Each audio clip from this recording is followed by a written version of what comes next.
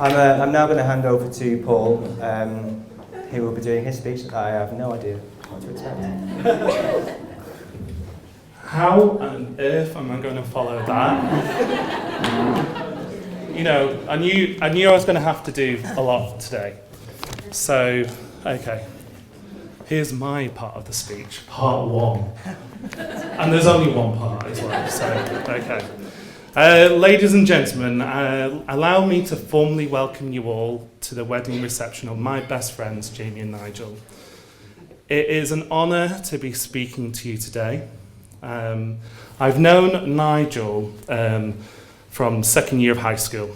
I'm not going to say how long ago that was, but just to say that we're celebrating big birthdays this year.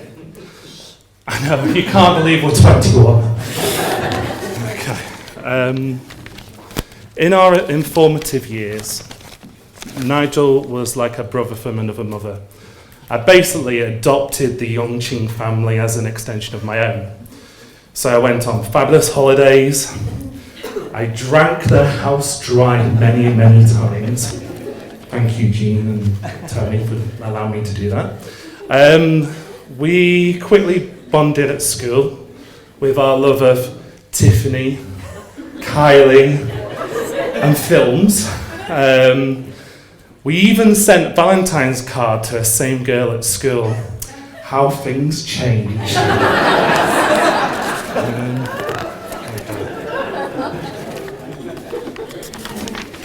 There's many pages here. Sorry. Okay, so I've never been asked to do a best man speech at a friend's wedding before. So, like all best men do, I dug deep into my heart, or did I Google it? I think I Googled it. And basically Googled the best tips on how to give a good best man speech. Okay, so it gave me 5 parts, okay? So it says, say it's an honour to be the best man. Okay, well, I've kind of done that already. Number 2, praise the bridesmaids and say how lovely they are looking today. Okay. Jonna, Andrew, and, Chris, you're looking mighty pretty today. Stand up. That's enough. You're taking it away from me. Okay. Okay. So, also praise the bride and say how lovely she looks today. Okay. Who's who? Okay, Jamie, you've scrubbed up. You're looking good today and you've scrubbed up well. Sorry. I had to choose one of you. And he was pointing at you. Okay, so the 4th option is to poke fun at the groom and quick one-liners. Okay, where do I start? I've probably got 27 years of stories on Nigel. There's quite a lot. And some are not PG rated, so that kind of gets rid of probably 75% of that.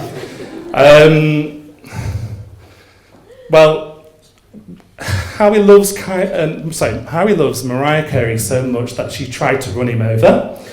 Or he got so drunk that he was rescued from a playground sandpit by a passing teacher and policeman, and then, I think when you brought home by somebody, and then one of your aunties and uncles, was it Auntie Dave and Auntie Pat, who are here today. So thank you for rescuing him. Okay, so basically also ending up in A&E after pretending to be Superman and throwing himself on some tables, or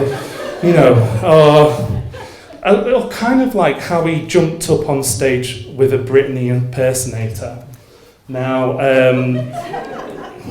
with a fake snake, Nigel got up and was doing all this. Okay, Nigel, I'm sorry to say, you've not seen her for such a long time, okay?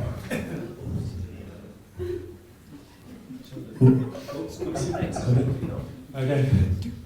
But I'd like to introduce Britney Spears' Snake. Oh, Nigel.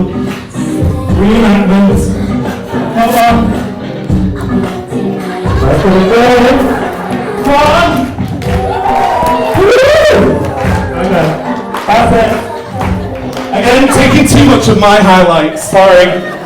Take that off you, it's mine. So that basically comes down to giving messages from important people in our lives. Well, Nigel and Jamie, okay, you have not seen this person for quite a while.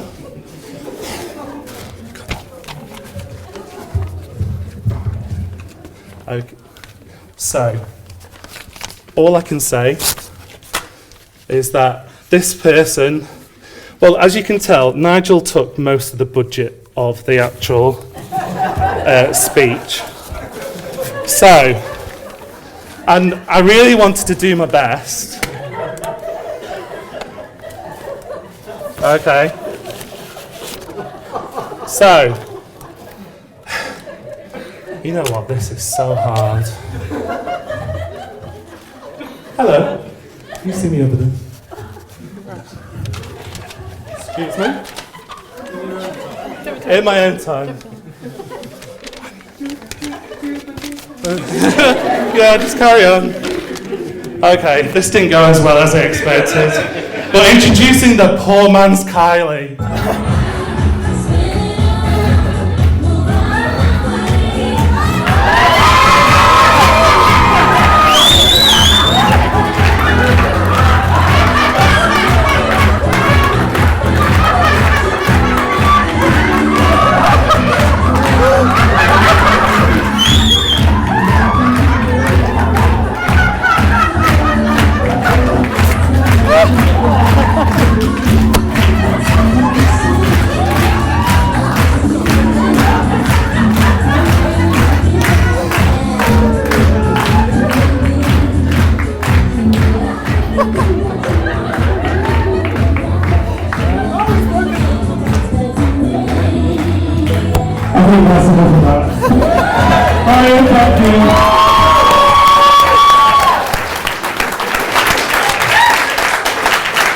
Okay, so I'm stood in here.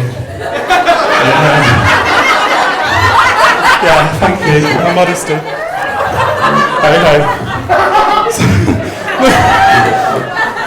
Oh, come here. Okay. Okay, so that's dedicated to Jimmy. I think he likes Kylie. He's going to see her next week. I did. He did. I put her off. Put him off. Okay, so when I was given this job as a best man, Jamie said, "You'll not find any dirt on me." Okay. I tried my best. I really did. Quite a lot of his friends basically were tight-lipped. So I basically made the most of it. So I managed to find one person, one of your friends who's just got loose lips. Not saying anything, Mandy. Okay. Sorry, Mandy. He was just begging it out of me. That's was beating me. Okay, so basically, she basically said that she went on holiday one time and you blamed her for not being there and failing an assignment and blamed her for being on holiday. You cheat. Don't you be cheating on Nigel. And basically, Jamie used to have mid-week nights out at the lead mill. These usually ended up, strangely, he was drawn to the burger van, despite being a vegetarian. Oh. Okay, we won't go there. I'm really sorry about this. Okay, so a bit more about Nigel, because I think Jamie's had enough. Okay, so there are so many joyful moments, such as Boxing Day nights in Wigan, dressing up as characters out of Lord of the Rings and X-Men and Star Wars and many more. usually with Susan and all the rest of the gang and Jen. We used to probably go to the Park nightclub about 3 times a week. So, and just basically, we were so badly misbehaved that we were banned from all the local taxis. So we had to start using kind of fake names. As you can imagine, one of them was Carey. At the end of the second year of high school, Nigel and I performed some of Nigel's own compositions, and at the time he revealed he'd been a runner-up in a national singing competition and got to meet Sunita pre-X Factor Palm Leaves. We've been through midnight showings of Star Wars, and he even got to go to a London premiere. Good times. Sorry, I'm still very nervous. Okay, so, but there was a time when Nigel was lost, and I was really worried about him. To quote a line from one of Nigel's songs, he was trapped in a world which was torn at the seams.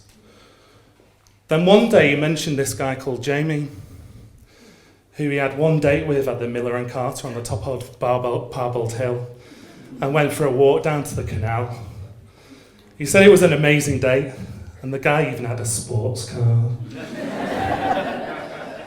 He said this with a twinkle in his eyes and a smile that I'd not seen before.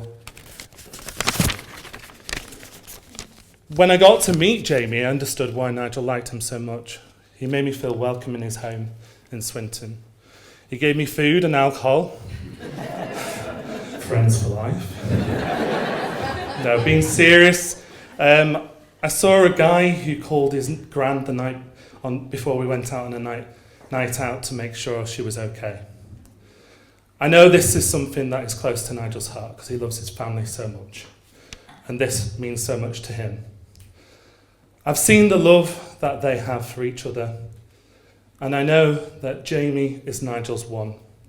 So, raise your glasses to a toast to Nigel and Jamie. Thank God that's over.